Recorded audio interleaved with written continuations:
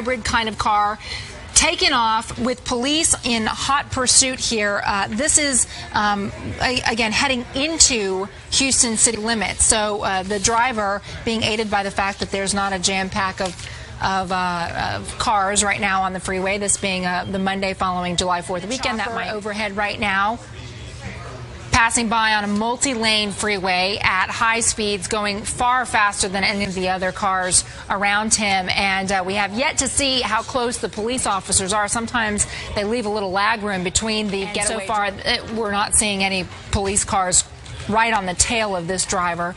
In fact, I haven't seen police cars yet.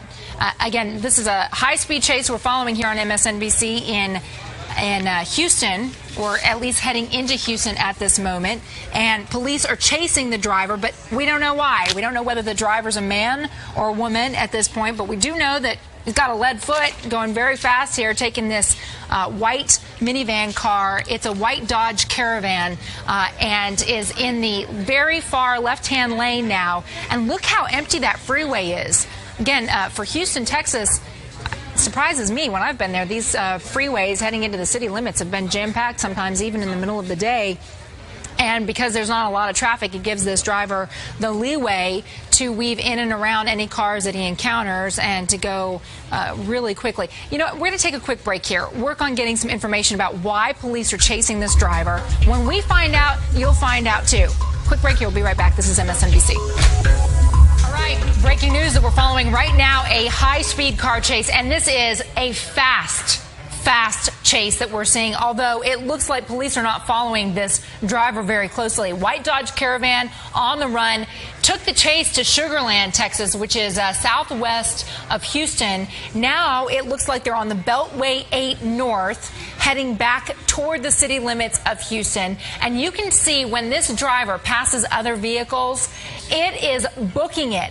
The driver seems to be maintaining his speed in one or two of the left lanes, and when he approaches a car, he has an easy time getting around it because there's not a lot of traffic here.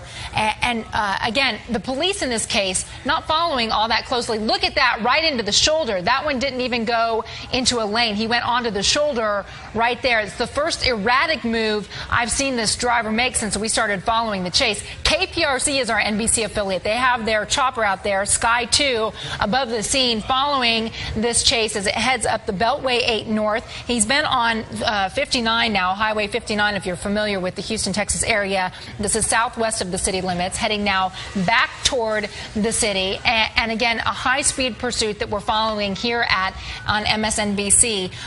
The police are chasing him through southwest Houston, right.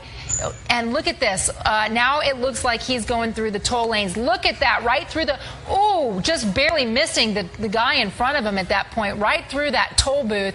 And now you're seeing a little bit of weaving going around as he's trying to get around the crowd of traffic coming out of that toll plaza. Again, this is a white Dodge Caravan that we're following, working to get information about why this particular driver's running. You can see with the tinted windshields, we're having trouble seeing inside. We don't know whether it's a man or a woman at the wheel. We do know they're going extremely fast, and you can tell that by the speed at which they're passing some of the other vehicles on this particular freeway. And you can see as well as he's swerving from lane to lane, getting around some of these cars, and we just saw him moments ago taking the shoulder. And again, the police in this case, we believe it's the Houston police who are chasing them. Not clear what started it, but it went into Sugar Land, Texas, southwest of the city, about 30 miles or so, and then kind of whipped around, and now it looks like he's back approaching the city limits here on Beltway 8 in Texas. And we'll have to keep a look on the signs here and see if we can see what direction he's heading now, but coming awfully close to that concrete barrier now, crossing that line that delineates the left-hand lane from the shoulder. And when he's coming into cars, it looks like if he's approaching other cars in front of him, willing to take that shoulder at a very high rate of speed rather than to slow down at all and get around these drivers. And so far, of course, we're showing you a close-up shot of this minivan, but so far we haven't seen the Houston police following that closely. We haven't seen the squad cars in this picture at all. seeing now how fast he's passing these semi-trucks and the other cars around him, and really not driving that erratically, except when he comes on the tail of another car, and then being willing to use the shoulder at this point. If you're just joining us, this is breaking news from Houston, Texas. KPRC covering with Sky Chopper 2 the high-speed chase that's happening. It's taken them around this area of Houston, Texas, in the metropolitan area. We're working to get some information about why the driver's running from police, why the police were on the tail anyway, and who, in fact, is behind the wheel of this vehicle. Be about 1:45 their Central Time in Texas. And taking a look at this white Dodge Caravan as it is on this multi-lane freeway there in Houston. And you can see that the car now taking up 2 of those left-hand lanes. The driver here just passing that semi-truck, big wide shot, and back down now to this Dodge Caravan, high rate of speed now. This is started on the Southwest Freeway and then looped around. The last report, this is on Beltway 8, northwest of Houston right now, being followed by NBC affiliate KPRC. And that white Dodge Caravan has been running for police for at least several minutes. It looks like it started at 2:30 Eastern Time, so about 17 minutes ago. Oh, no, 10 minutes past 2. All right, joining me now is KTAHR radio host KTRH. Okay, I want to get the call letters right. I don't want to mess up anybody's radio name. Will, are you with me? I am. Thank you for having me. Hey, what are you watching right now with this Dodge Caravan? Well, right now, we're keeping an eye on it, and at this point, it appears to be, like you mentioned, in northwest Houston. He's on Beltway 8, which is kind of the outer loop around the city, and he's been on this for quite a while now. He actually hopped on in the southwest part of the metro and is now moving north on the west leg of that Beltway right now. And I've mentioned to our viewers here, Will, that the freeways seem oddly empty of traffic. In some spots it is true, in some spots in some spots it's not. Part of that, of course, has to do with the time of day. I mean, we're just approaching 2 in the afternoon, so obviously we're not in the middle of a rush hour.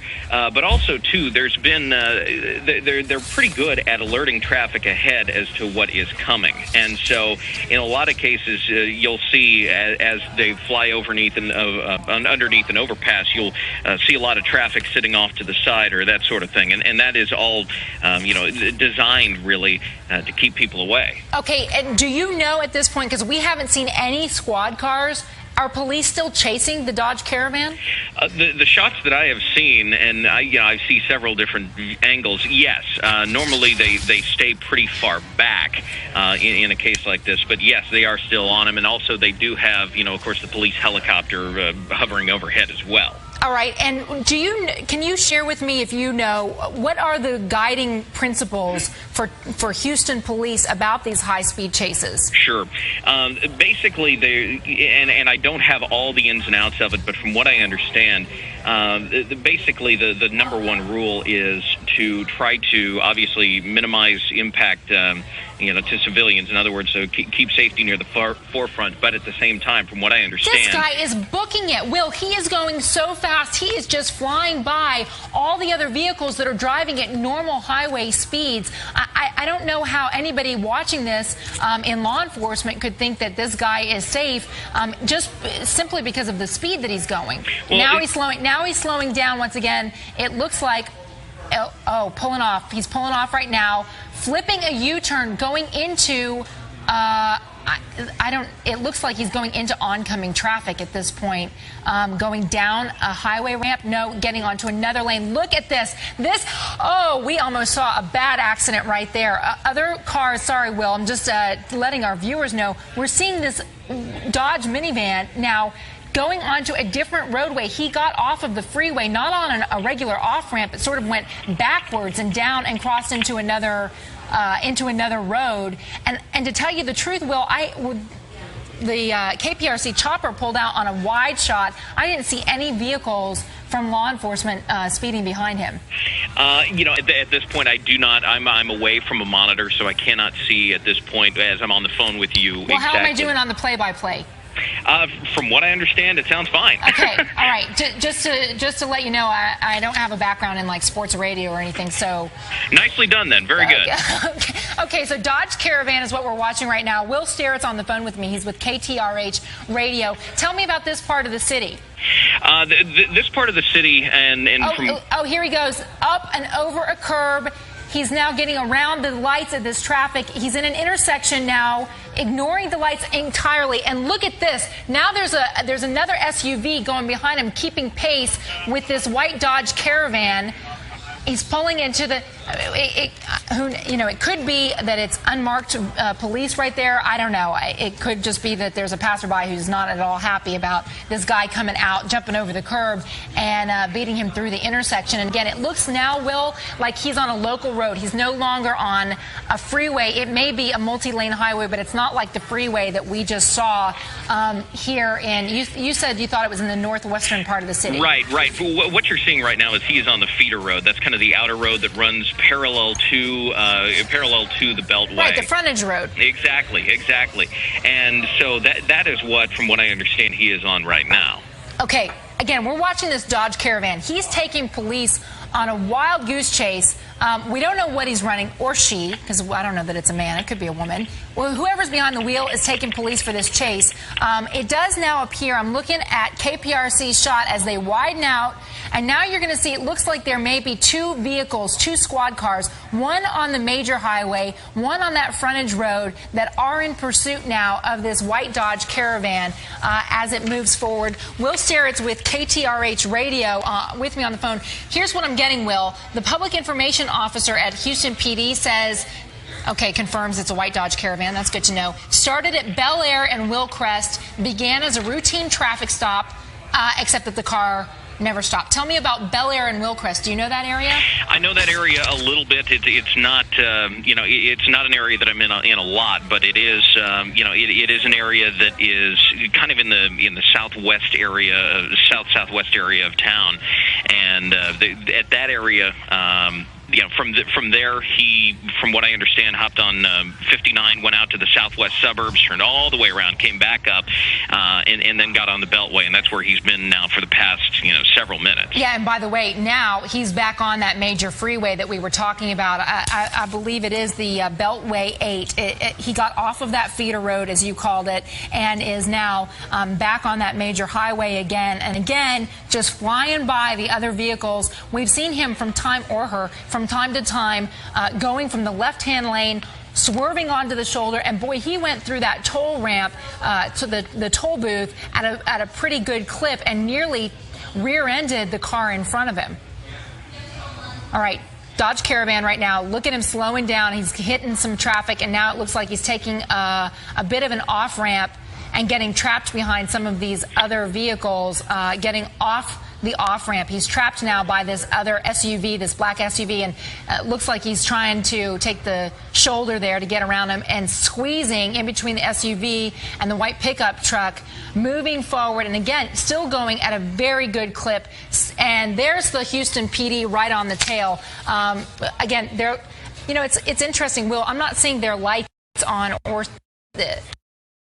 it doesn't look like they have their lights on while they're chasing this guy. I've not gotten a chance to see the lights. I know in some cases they have been on. In other chases, sadly, chases do happen here with a certain degree of frequency. But in this case, I've not noticed that myself. So and a big loop around now, just squeezing behind the two other vehicles that he just did, and now he's heading in the opposite direction from how he just came. And again, Will, it looks like he's on another frontage road, another feeder road here. Yeah, the feeder roads basically run parallel to that to the Beltway pretty much the entire way around, and the same thing can be said for one of the inner loops here. We have a tremendous amount of those frontage or feeder roads here, so people, even in the course of their average day, are hopping on and off those constantly. It's no surprise that this person who's obviously trying to evade police is doing the same thing. Yeah, and again, and here he is now, obviously about to make a move now because he's hitting the intersection again. And look at that big left-hand turn in front of those stop traffic. He's flipping around, now going in the opposite direction, pulling into this driveway of a vehicle, of a business here. It looks like a big office tower, and we're going to let the chopper sort of maneuver around. Don't you hate it when this happens? I want to see what happens. Okay, and pulling out the other, there's the police squad car and the minivan. Now you can see the squad has him somewhat boxed in. There's one on the left and one on the right, and he's turning into another driveway right by this office building, which somewhat impedes our shot.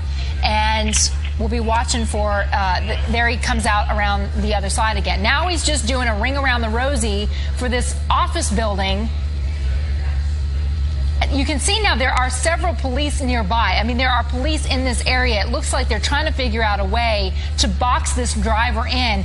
Certainly it's a guy that they want to get off the roads now because they know, A, he's willing to run, B, he's willing to go extremely fast, and C, he's willing to drive on the shoulder and to go through intersections without waiting for the lights. So this is a driver who is definitely putting other drivers at risk. Will, remind me again, what's the protocol here for high-speed chases? The protocol here is very touchy, but in cases such as these, they want to obviously minimize impact to others, but they're very hesitant here to use pit maneuvers and things of that sort in an attempt to stop vehicles. Yeah, it doesn't look like at this point that we've seen any stop strips or anything like that sometimes other law enforcement officers get ready to use. Okay, now watch this as the chopper gets in scene, and now we're seeing him flip around again, another Yui that we're seeing. He's really trying to avoid the moment you know is coming. This chase is going to end at some point, and this driver's just willing to do what it takes to keep this ongoing. Do you see that there was another police officer there waiting in the turnaround area? Now he's getting back on it looks like this is the opposite direction, and what we see him doing on the sidewalk now, going around this traffic. Very dangerous, and around a tree. And again, now coming off of the sidewalk, going onto one of these side streets again. It looks like, Will, that this is an area where there are a lot of one-way streets because traffic, there's several lanes, and it looks like traffic is heading one direction. Now we're seeing him on, this is a side street here, several lanes, 4 lanes or so of a side street. Can't tell whether that's a shoulder or a lane. The lines aren't painted so brightly. But a Dodge Caravan, at any rate, that was on the freeway, now on side streets, doing loop-de-loops around office buildings, going on a sidewalk, skipping through these intersections. Will, have you learned anything about why they tried to pull him over? Yeah, the reason why they initially tried to pull him over was he was a suspect wanted for burglarizing a vehicle, and that is really where the whole thing began. And the other thing to keep in mind, too, is we're coming up on 45 minutes of this, and over that period of time, it's a Dodge Caravan. It's not known for its gas mileage. We don't know how much gas was in the tank, but obviously at this point you start thinking about that sort of thing. Yeah, we just saw another U-turn here. So basically what he's doing, he's staying on these side streets and sort of just doing loop-de-loops. He's going for a little while, flipping a Yui, and then going back, driving for a little while, flipping a Yui. And in some cases, when he hits an intersection, there he goes again. Look at that. And again, almost hit that pickup truck doing so. When he hits an intersection, not afraid to climb up over the sidewalk. Many times, Will, when we're following these high-speed chases, what we notice is erratic behavior on the part of drivers. We see more and more erratic maneuvers. Yeah, that is something that you do see a lot of every time. And in fact, just last week, there was a chase up the road in Dallas where someone who was trying to get away from police plowed right into an intersection, got hit by a pickup truck, and it literally bent the car in half. And so, that's one of those things that obviously somebody isn't thinking about. Watch as he tries to get around these cars. This is the moment when he starts driving, or she starts driving erratically. Tamron Hall joins me now, lived in Texas for a long time. Look, you're looking at this guy, and we were just saying, when they continue with this high-speed chase, they make crazy moves. It's insanity. It's insane behavior. You're running from the police. You will get caught eventually, and it looks like he's going. The officer has his gun drawn. There, he's close to being blocked in. You don't see that every day. An officer on foot running up to an irrational person, as you mentioned, Contessa, with his gun out and drawn there, but how do you rationalize this kind of behavior, putting lives in danger? As the reporter just mentioned, we saw this Contessa about this time last week in Dallas. The guy ended up in critical condition after running from police for an hour. And this makes no sense. All he's doing is driving a little bit, flipping a U-turn, coming around, flipping another U-turn. His thought process at this point is not logical. In fact, let's face it, it's not rational to run from police. You're running from the police. Look at that. They tried the spike strip right there. It didn't work. And this, again, is KPRC. We're following this breaking news. Another high-speed chase out of Texas. It was around this time last week we saw one end with the driver who was trying to run away from authorities in critical condition. And now, as Contessa has been following, this guy has been making U-turns around the median. It's almost, if it weren't so dangerous, Keystone Cop-ish, as he is going around and around this median. But again, these are lives, innocent people who are on the roads. These are officers who are putting their lives in danger. One on foot just a short time ago trying to run up to the side of this white Dodge Caravan to apprehend this individual. Contessa, you were talking with the reporter. Look at the intersection right here. I mean, he's going through these intersections without even really looking. We've seen several close calls, one at the toll booth, once when he was trying to squeeze through two vehicles that were somewhat blocking his path. The reporter who was on the scene you were talking to a second ago, Contessa, he said he was a robbery suspect. What was the deal? Will Sterrett, who's with KTRH Radio right now. Will, explain why police were pulling him over in the first place. Sure. It's believed the suspect is wanted for burglarizing a vehicle, and that is what led to the chase, just under an hour ago kicking off, and obviously covered a great deal of territory since then. But yes, being wanted for burglarizing a vehicle is really what starts the whole thing. And you point out, Will, earlier I heard you say, that, again, this is Tamron Hall joining Contessa, that how much gas mileage is this guy getting? He's in a Dodge Caravan. I imagine when he started today, he didn't fill up thinking he was going on the sidewalk there. Another car.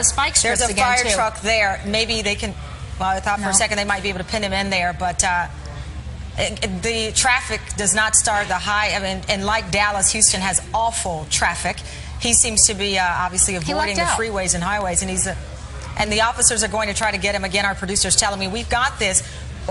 Where there's a delay to prevent you from seeing this. Look at this police officer on foot. Now, in the middle of the rain, they are so desperate to get this guy off the street. Well, that's the only way you can put the strips down. I mean, you can't. You have to put them down and put their lives in danger. On the line. It's pathetic when people feel that it's necessary to run from officers, putting those officers' lives in danger. And it was chilling a short time ago. If you're just joining us, we saw one officer on foot running up to this vehicle with his gun drawn, obviously not wanting to open fire on the individual, but not wanting to put his own life in danger either. And by the way, the other drivers that are on these on these roads don't realize that there's a vehicle coming up on their tails.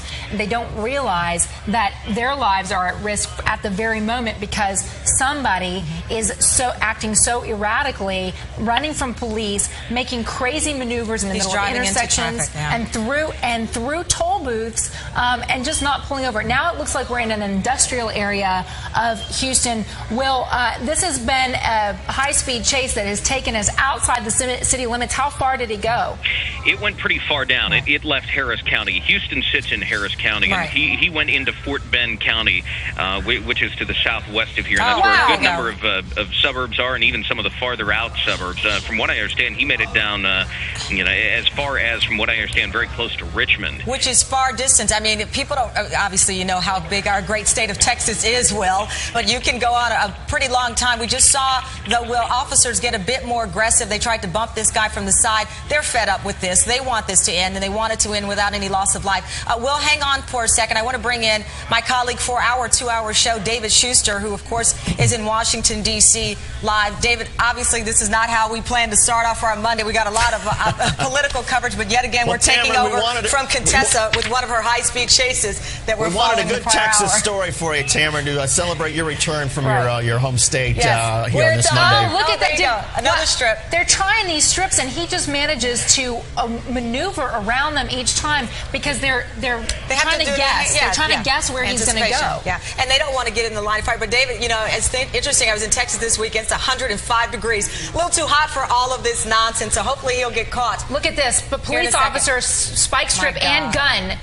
These officers are really this is a van that they are trying to jump in front of. That was not such a great effort with the spike strip. Yeah. It just didn't seem that effective. I want to ask Will, I mean, based on the scanner traffic, do you know what neighborhood this is that he's roaming around in now? I mean, I think I've counted 9 U-turns in the last 5 minutes. Do we know where he is? Sure. At this point, I can check for you real quick. But off the top of my head, if you gave me 10 seconds, I'd have it for you. You can have 10 seconds. Okay, it's fine. Give me 10 seconds. I'll be right back. Well, and again, to update our audience, what you're looking at here is some breaking news that started about an hour ago, 1 o'clock local time in Houston, Texas, where police have started to chase a man suspected of vehicle burglary or burglary suspect, and he's led them on this chase for more than an hour, 45 minutes plus, in his white Dodge. I say he, we don't know that it is a he. I shouldn't say that. That could come off wrong. But the driver usually is a he. Usually. But we'll be wrong this time. We'll be wrong this time. But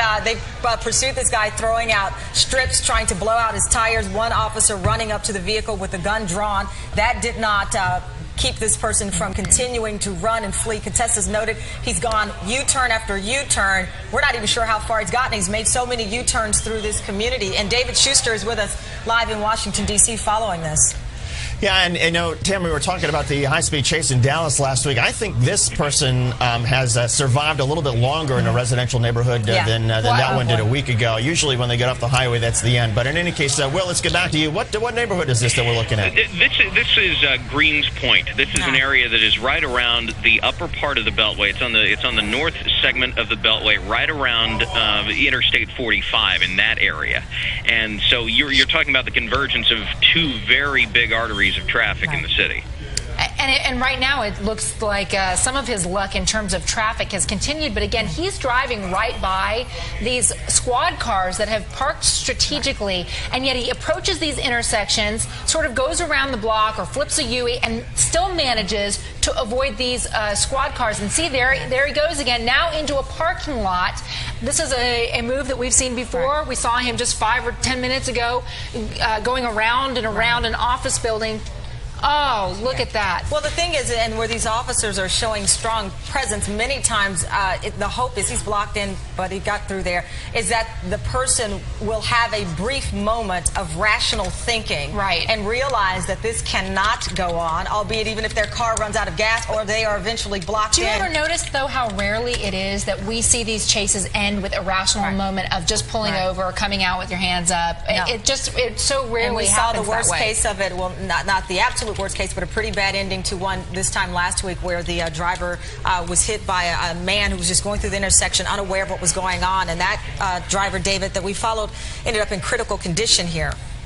Yeah, I mean, this, you got to believe that, this is going to end in a similar fashion at some point, unless he finally or she just gives up. And again, Tamara, I love the line you had last week about, exactly how fast can a 99 Nissan go. Well, I think your logic probably applies to a white minivan. I mean, exactly how far and how fast can a minivan go? We've seen him go pretty fast. David, he doesn't seem that he's going all that fast. He's just maneuvering through. I mean, we saw, and we have seen contested people, they're blazing. It's almost as if the vehicle's been souped up to run from authorities, and this guy's really not going that fast. Before he got onto these side streets, though, we saw him on that Belt Parkway and the Beltway 8 North, and he was flying. I mean, he was just cruising by these other cars. Oh, goodness. And now you see, again, another U-turn with police in very close pursuit, and look at they were ready right there to trap him, and it looks like they're just not coordinated. They're not taking the most aggressive measures, at least it seems, because obviously that officer knew he was coming down. They could have rammed the car from the side. Now you've got, are those regular citizens coming out on the side there? Yeah, look, there's still traffic. Like, why they don't have this blocked off? David, because he's just going around and around. If this could not be dangerous, this is like Keystone Cops if it weren't something that could turn deadly. This is... Yeah, and I mean, it's not. Look, I guess I'm still a little confused as to why. I mean, the police do seem to have him pinned every now and then they sort of let him by. And Will, I wonder if there's been anybody who's spotted him with a gun, or any reason why police seem to sort of hold back a little bit at certain instances? Well, these sorts of things are relatively routine when it comes to Houston police chase. Over the years, there's been a lot of criticism of the chase policy for not being more aggressive when it comes to trying to get these things stopped. And so in a lot of cases, officers do tend to pull back from these things because they don't have clearance from the folks, up the chain to take more drastic measures. He's now in a parking garage. Okay, if he's in this garage, usually there's one way in, one way out kind of thing. I don't know. Do you know what building this is near, Will? Yeah, I do not. I'm not familiar with that. It's interesting because the other part that we often see in these chases is that people give up their vehicles and they run on foot. When there's choppers overhead, you can see where they're running. If they run into a backyard, they run into somebody's house, you can see them. In this case, not only can we not see what's happening, but the police chopper can't see it either. Which makes this a very intimidating situation for those officers who are following this driver. We don't know if the driver has a gun, and now they are in a building where the eye of the helicopter, as you mentioned, you can't see them. And this can be very scary, particularly if this guy tries to get out, if he or she is armed, and then tries to go out in some kind of blaze of glory in this parking garage. This is a very scary situation. And if that's a hotel or if that is an office building, you have a potential situation where someone who is desperate and behaving crazy runs in. And who knows what happens at that point. And you can ditch that vehicle in there and also hide. I mean, this is like something out of a bad movie in a situation where we see this building, but none of us can tell the audience what's happening in there, and you hope that it is certainly not something that will cost any of those officers out there their lives. So now they're in this parking garage. Will, if you can help us when you get an opportunity, if you find out where this location is, to give us a better picture. Across the street, David and Contessa, there's some apartment complex, and those are the people I think we saw. They're probably watching this on the news and ran out and looking at this guy, a woman try to run away from the authorities. KPRC's on the scene right now. They've got their chopper in the air. They've been following this situation. You can see that there are a slew of police squad cars outside now this parking garage. However, the chase, it would appear, has either continued inside the parking garage with as many loop-de-loops as we've seen. It's entirely possible, or it's entirely possible the driver has ditched the vehicle and police are going to have to pursue on foot. Well, we're being told by our producer this may be a part of the Wyndham Hotel, Greens Point, some kind of club, a private athletic club next to the hotel itself. Now you see the entrances, David, they've got them covered, so it would be a matter of perhaps what we've seen in the past, this driver trying to ditch the vehicle and take it out on foot, hoping that he would not be recognized. But now, if he's in that garage, they've got a flatbed truck there, not going to get past that. He may have gotten past those officers in the cruisers, not going to get past the flatbed truck. And these entrances are being sealed off right now, David. Oh, they're running in. They're running in. Yeah, okay, so this is the Greens Point Club, according to KPRC, the NBC affiliate that's on this story right now, which is a private athletic club. Will, what do you know about the Greens Point Club? Anything? Will Sterrett, do I have you with me? Oh, yes, I'm sorry. I was getting an update in my ear at that point. Okay, what are you getting? What I've gotten is at this point it is it is next to the Greens Point Mall, which is a rather from the name, it's a shopping destination there on the north side, one that's frequently very busy, especially at this time of day.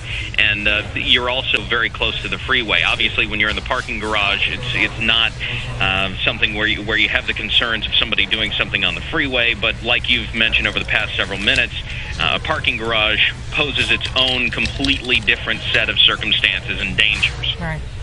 And that is the I don't like using the word scary, because these officers are trained to handle things that we see as scary, but they are trained to face them without fear. But this is intimidating, certainly, to go in this garage. It's a multi-level garage with an individual that you don't know is armed or not, or what. Now they're on the roof. We see this has got to be the guy. No one else is running, looking back on top of a roof deck, and now he's not. Oh, no. Does he? No, okay. no. We have this on a delay, so we're going to... Yeah, this is on a delay. He's looking out. He's trying to scope out what, if any, escape routes. He's obviously, if this is the gentleman in question that is running from I should say the suspect, not the gentleman. The suspect, he's trying to scale over the side. There's an officer pursuing him. He's got a backpack. We don't know what's in that backpack. You saw that strapped bag across his body. Even when he ditched his vehicle, he obviously thought enough to take that with him. All right, and we know now that He's on the ground. He's on. All right. He's on the ground. Yes. He's on the ground. We do know it's okay to show it. He's on the ground. You got him. They've got their guy here. There goes the handcuffs. So he did what we suspected, ditched that vehicle inside the parking garage. They've been able to take that bag, that satchel, David, that he had hanging across his body. They've been able to get that from him. He's on his face down. And we'll learn more I just details. wonder if he hurt himself too, if he must have broken his leg or anything. That's a pretty steep distance from that to jump down there. So I sort of wonder. If he hurt himself, he's lucky. That's the least of what happened to him. He could have ended up in a deadly accident and killed people while trying to run for over an hour from authorities. But it is and they've got the dogs on him as well in there. Oh, and that dog is going crazy too. Again, this was a man that police had been reportedly trying to pull over because he was suspected in a vehicle burglary. They said they were trying to stop him. He never stopped. So the chase began. It took them some 30 miles away or so to Sugarland, Texas. Sugarland. Yeah. Up to now this area of Greens Point, a private club around the mall, up on top, parking structure. There it goes. Well, there you have it. I think we're going to become the high-speed chase team. David, Tamron, and Contessa. That is a very scary thought. Hopefully we can get back